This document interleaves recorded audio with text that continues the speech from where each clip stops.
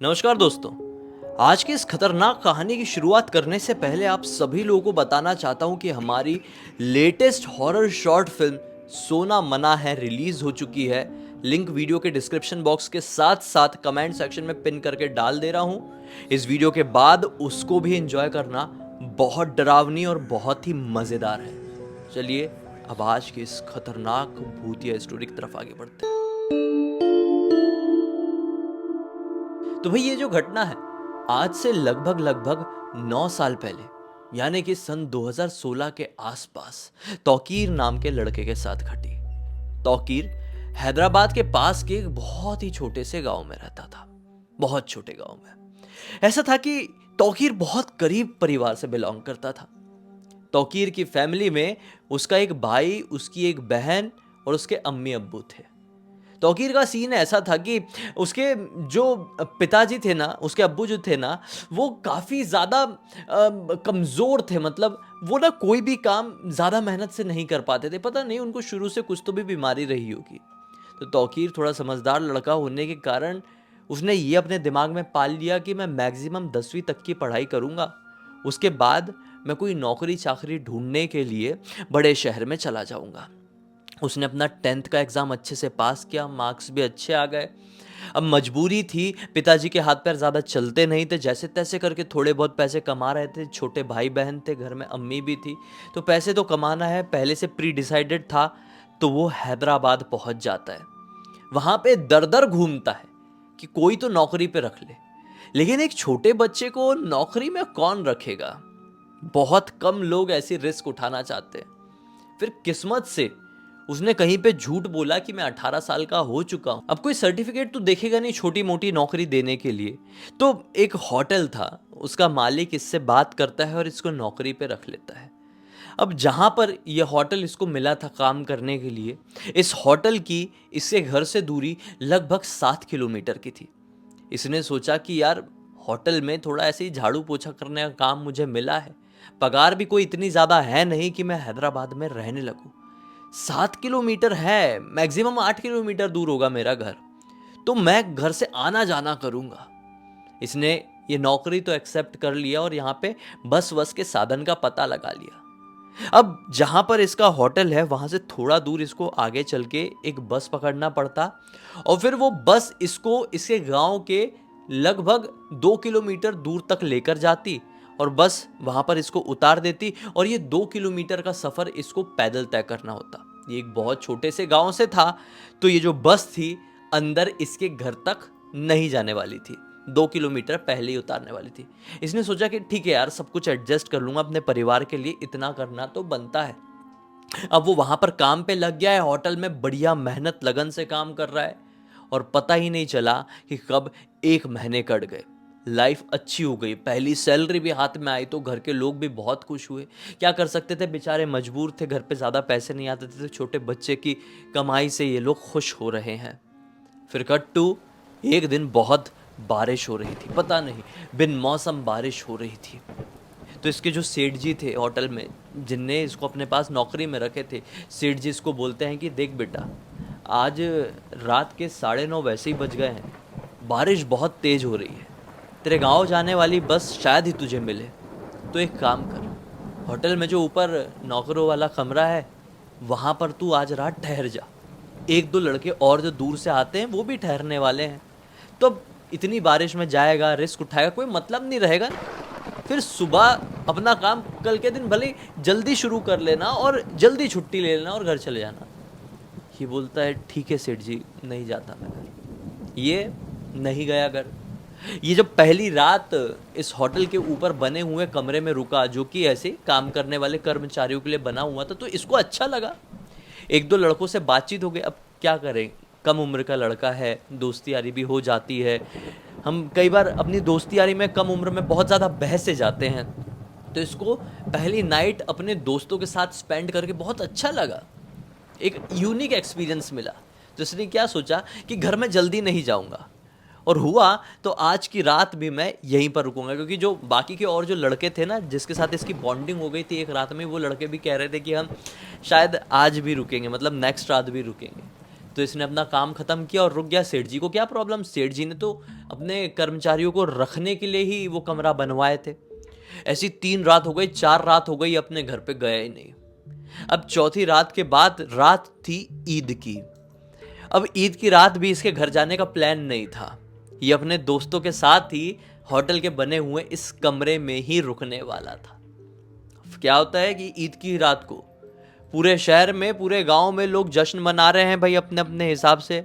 जो जश्न मनाते हैं, जो ईद सेलिब्रेट करते हैं, वो लोग जश्न मना रहे हैं। अब एक्चुअल में इसको तो अपने घर पे होना चाहिए था, लेकिन ये अपने दोस्तों यारों के साथ है, ठीक है, चिल है।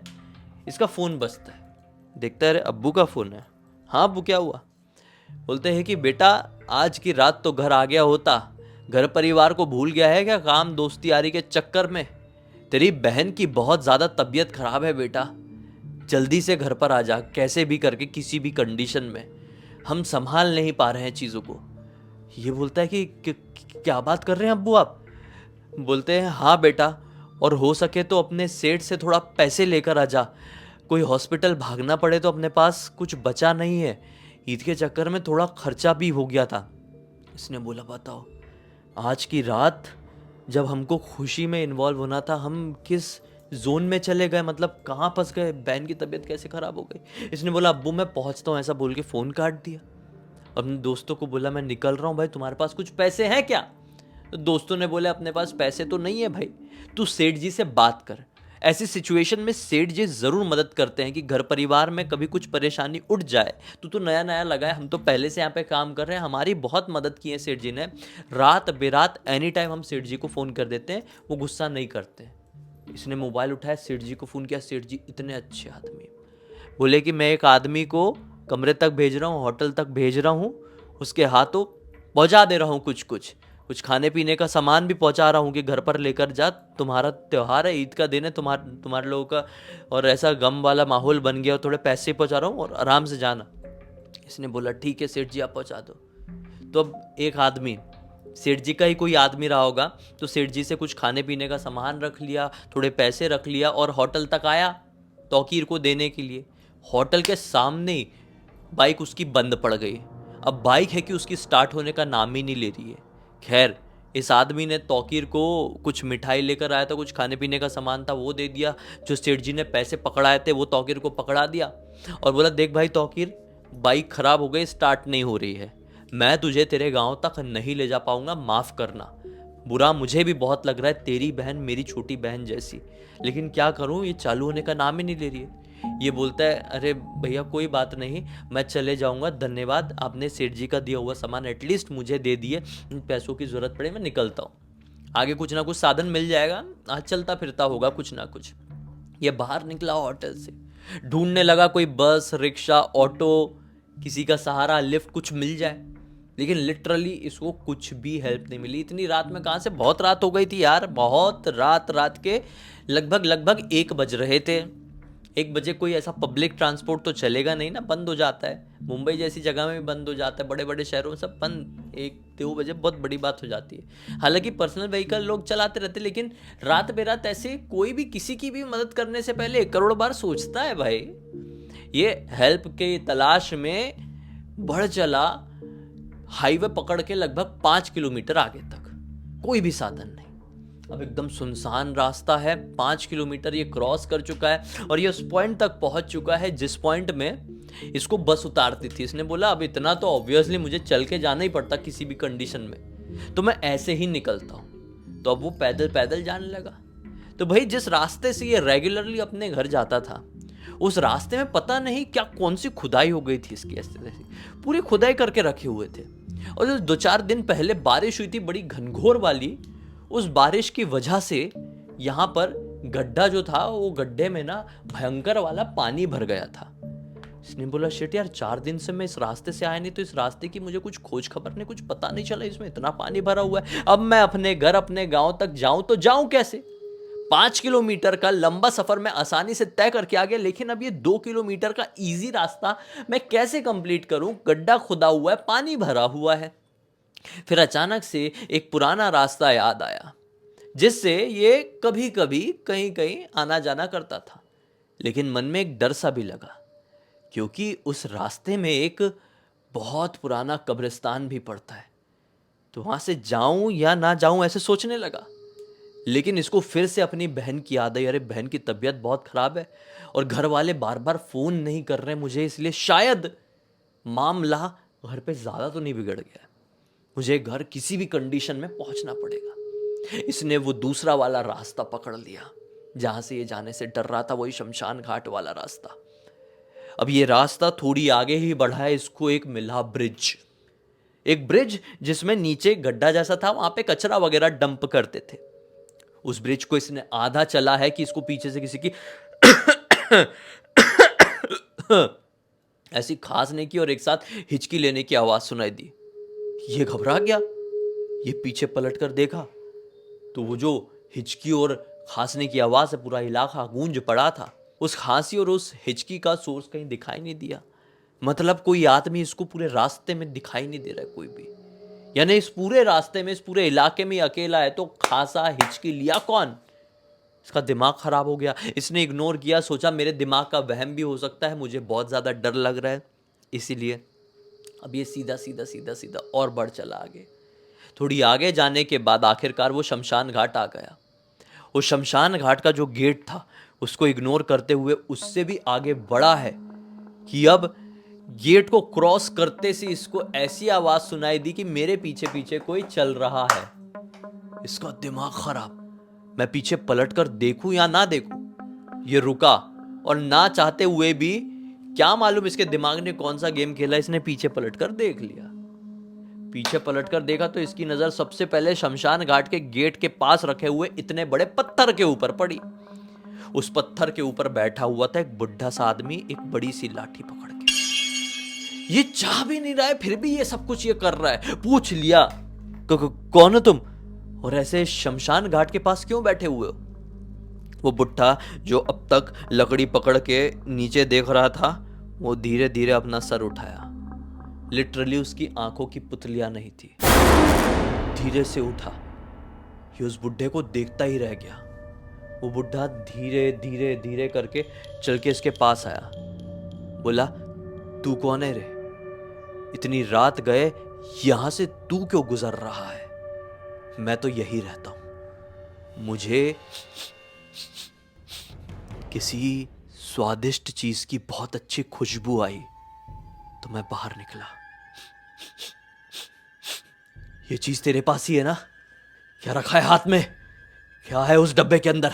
ला मुझे दे, मुझे खाना है, खाना है। ये बोलता है नहीं, ये मेरे सेठ जी ने दिए हैं, मेरी बहन की तबीयत खराब है, उसको देना है, मैं जा रहा हूँ, मैं नहीं दे सकता कुछ। और ऐसे बोल के ये डर गया और पलट के अपने घर तरफ जाने लगा। इसको वो कदमों की रफ्तार इसका पीछा करता सुनाई देने लगी। ये समझ गया वो बुढ़ा आदमी मेरे पीछे पीछे चल रहा है। अब ये दौड़ना शुरू कर दिया। अब वो जो पीछे था वो भी दौड़ना शुरू कर दिया। आवाज आ रही है ना, रात में सुनसान इलाका है, घना जंगल है, पेड़ पत्ती पौधे सूखे हुए हैं, थोड़ा गर्मी का टाइम भी रहता है ईद के टाइम में, तो ऐसी आवाज आ रही है। इसने बोला शिट, मेरी तो हालत गई। अचानक से इसने मन में ऊपर वाले को याद किया कि मैंने इस जन्म में कोई भी अच्छे कर्म किया हूं तो इस शैतान से, इस भूत प्रेत पिशाच या फिर ये जो भी है उससे मुझे बचा ले। इसने ये चीज याद किया ही है कि इसको जोर से म्याऊं करके चिल्लाने की आवाज सुनी। इसने मन में ये चीज बोला ही है और इसको जोर से म्याऊं, बिल्ली जो चिल्लाती उसकी आवाज सुनाई दी। ये तुरंत रुक गया और जैसे ही पीछे पलट कर देखा ना, तो इसके पीछे वो बुढ़ा आदमी नहीं दौड़ रहा था, बल्कि एक ऐसा खतरनाक शैतान दौड़ रहा था जिसकी हाइट लगभग 7-7.5 फीट की थी। लंबे लंबे बाल थे, उसने काले रंग की पूरी लंबी सी एक पोशाक पहना हुआ था। शर्ट पैंट जैसा नहीं था, एकदम ऐसा पूरा झोला मोला टाइप का यार, पूरे ब्लैक कलर का। और उसकी आंखें लिटरली वैसी ही थी, लेकिन ऐसी बड़ी कोई पुतली नहीं थी। और पूरा जो ये होठ वगैरह ये वाला पोर्शन नहीं था, उसके दांत वांत ऐसे निकले हुए थे। बहुत डरावना, बहुत क्रीपी, बहुत स्कैरी दिखाई दे रहा था। वो ऐसा रुक गया है, ये उसको पलट कर देख रहा है कि बिल्ली की आवाज से किसने चिल्लाया, और इस बिल्ली की आवाज की वजह से ये रुक क्यों गया, और इतनी कौन सी बड़ी बिल्ली आ गई जिसकी आवाज से पूरा ये जंगल गूंज पड़ा। इतने में वो जो राक्षस जैसा आदमी खड़ा हुआ है ना, उसके ऊपर एक पेड़ से एक बड़ी सी बिल्ली ने जंप मारी और सीधे अपने लंबे लंबे दांतों से उसकी एक आंख उखाड़ दी। वो पीछे खड़ा हुआ दानव, राक्षस, भूत, पिशाच, जिन जो कहना है कहो, इतनी जोर से चिल्लाया और ऐसा भागा अंधेरे की तरफ जिसकी कोई लिमिट नहीं। इसने देखा कि वो भागा तो मैं भी भागता हूं। इसने भी नॉनस्टॉप भागना शुरू किया, बहुत तेजी से भागना शुरू किया। ये रास्ता और आधा क्रॉस हुआ होगा, इसको फील हो गया कि मेरे पीछे फिर से कोई दौड़ रहा है इसकी ऐसे से। कौन दौड़ रहा है, क्या चल रहा है जिंदगी में, आज मैं बचूंगा कि नहीं, जिंदा घर पहुंचूंगा कि नहीं, दिमाग में यही आया। फाइनली इसको इसका घर दिखाई दिया और इसकी हिम्मत ने भी इसका साथ छोड़ दिया। कितना भागेगा, कितना दौड़ेगा एक इंसान, यार इंसान है, हाँ रोबोट थोड़ी। वो जैसे रुक के ऐसा हाँफा और पीछे उसकी नजर गई, एक ऐसी साइड विजन होती है ना, पीछे नजर गई कि मेरे पीछे इतनी देर से कौन दौड़ रहा है, वही शैतान, वही राक्षस दौड़ रहा है या फिर कोई और। तो पीछे पलट कर देखा तो क्या पाया, वही बड़ा सा बिल्ला या बिल्ली जो भी थी वो इसके पीछे दौड़ कर आ रही थी। और अब इसको एकदम ऐसे बड़ी बड़ी आंखों से घूर कर देख रहा है वो बिल्ला। इसने बोला शिट, ये बिल्ले से मैं डर कर भाग रहा था क्या। खैर जो भी हो, मेरा घर आ गया, मैं घर जाता हूँ। ये जल्दी से घर गया और उसके जो अब्बू थे लिटरली उसकी बहन को लेकर काफ़ी ज़्यादा टेंस्ड थे। बहन को होश नहीं आ रहा था। बहन को तुरंत ही बाजू वालों की मदद लिया गया और एक कार में बिठाया गया, हॉस्पिटल ले जाया गया। हॉस्पिटल में उसका ट्रीटमेंट हुआ, पैसे मिल गए थे, बहन ठीक हो गई। लेकिन फिर ठीक होने के बाद इसने सारी की सारी बात अपनी अम्मी और अब्बू को बताया। तो अम्मी अब्बू ने क्या बताया इसको, तेरी किस्मत बड़ी अच्छी है, उस जंगल में घूमता है इफरीत जिन्न, जो कि आने जाने वाले लोगों को बड़ी खतरनाक तरीके से परेशान करता है। परेशान करना क्या, उनकी जान तक ले लेता है, क्योंकि इफरीत जिन्न किसी भी मामले में पॉजिटिव नहीं होते हैं। उनके हत्थे कोई चढ़ गया तो जिंदा नहीं बच पाता है। तेरी किस्मत बहुत अच्छी थी, तेरी बहन के कर्म शायद बहुत अच्छे थे कि तू जान बच गई, यहाँ तक आया है। तो उसने बोला क्या ऐसे कर्म बहन की, इतनी सी तो है, क्या ऐसे कर्म करती कि मेरी जान बच गई, वो ठीक हो गई। तो इसके अम्मी अब्बू ने बताया तेरी बहन रोज सुबह उठकर सबसे पहला काम, खुद का खाना खाने से पहले इतना इतना कुछ तैयार करती है और जितने भी अपने इलाके की बिल्लियां हैं रोड में जो घूमती रहती है उनको खिलाती है और फिर खुद पहला खाना का निवाला खाती है। ये उससे कर्म है जो कोई भी एक पॉजिटिव एनर्जी, कोई भी एक पॉजिटिव जिन, कोई भी फरिश्ता बिल्ली के ही रूप में आया और तेरी जान बचाए, क्योंकि तू उसकी जान के लिए पैसे लेकर आ रहा था सेठ जी से मांग के। तो इनडायरेक्टली उसके जो अच्छे कर्म थे वो बिल्लियों को फीड करती थी। तो कोई फरिश्ता, कोई अच्छा जिन बिल्ली के रूप में आया, तुझे बचाया ताकि तू बच के आए और उसकी जान बचाए। इस पूरी पूरी घटना की जानकारी मुझे किसी और ने नहीं, बल्कि अपना जो तौकीर है ना, उसी के पहचान वाले एक लड़के ने इंस्टाग्राम पर लिख कर भेजा, जिसका नाम है रहमान। मैंने सोचा कि ये कहानी तो आपको सुनाना बनता ही है, बड़ी स्कैरी, बड़ी ही ज़्यादा डरावनी और बहुत अच्छी सीख देने वाली है। और आज ईद का दिन भी था तो मैंने बोला चलो एक रिलेट हो जाएगा ईद की स्टोरी ईद के दिन। तो कैसी लगी ये कहानी कमेंट सेक्शन में बताइए। बाकी अब तक देख ली तो लाइक ज़रूर कर देना, चैनल को सब्सक्राइब करके बेल आइकन दबा के ऑल के ऑप्शन में क्लिक करना, क्योंकि इसी तरह के हैरान कर देने वाले खौफनाक वीडियोस डेली आप लोग सामने लेके आता रहता हूँ। इंस्टाग्राम के लिंक इस वीडियो के डिस्क्रिप्शन बॉक्स में मिल जाए, क्लिक करके डायरेक्टली वहाँ पर पहुँच जाना। और इसी तरह की कोई भी कहानी, टॉपिक या जानकारी आप लोगों के पास भी है तो लिख भेजना ना, हो सकता है मेरा अगला वीडियो कल आपके हिसाब से ही बन रहा हो। तो चलिए कल फिर से मिलते हैं, तब तक के लिए बहुत बहुत धन्यवाद। आपका दिन शुभ हो।